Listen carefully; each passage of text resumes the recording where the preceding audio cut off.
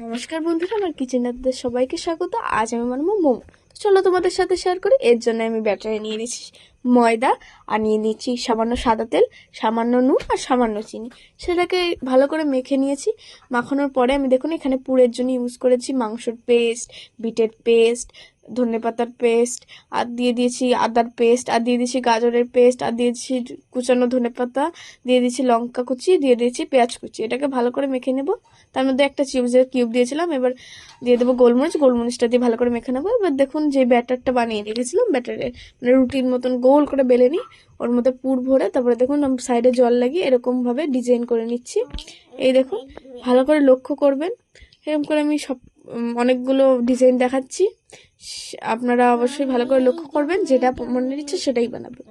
আর একটা জিনিস আমি শ্যুট করতে পারিনি, সেটা হলো মোমোটা যখন বসালাম থালায়, তখন থালা ফুটো ফুটো মানে যে থালাগুলো হয় ওটাই বসালাম, আর উপরে একটু সাদা তেল লাগিয়ে নিয়েছিলাম।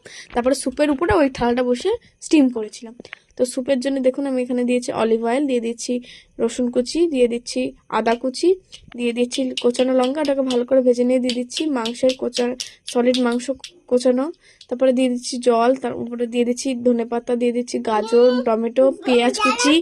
তারপরে দিয়ে দিচ্ছি একটু বিট লবণ, দিয়ে ওটাকে ভালো করে নেড়ে চেড়ে দিয়ে দিচ্ছি গোলমরিচের গুঁড়ো, দিয়ে দিচ্ছি স্বাদ মতন একটু নুন যে আমাদের ভিনিগার দিয়ে নাড়ি চাড়িয়ে রেখে দিলাম। এবার উপরে দেখুন থালা ফুটো ফুটো থালাটা বসিয়ে দিয়ে মোমোগুলো বসিয়ে নিলাম। হয়ে গেল আমার মোমো।